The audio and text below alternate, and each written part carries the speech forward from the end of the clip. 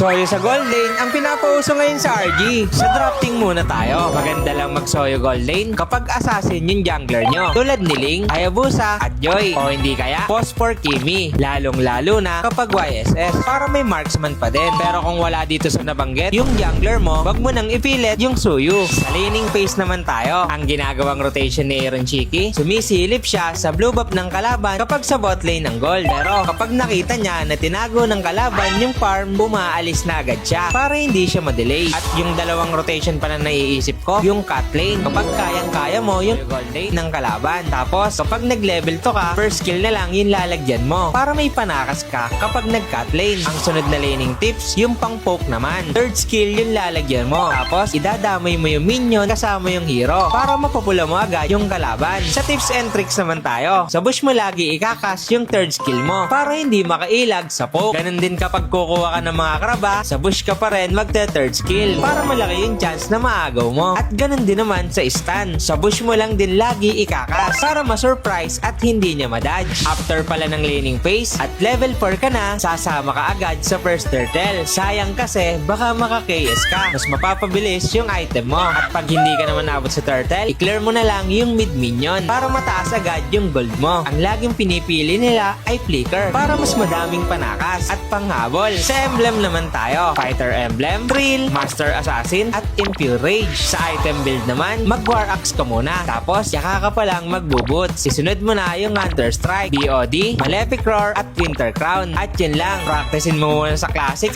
bago mo isabak sa rank game. Sana may natutunan kayo. Sana makatulong.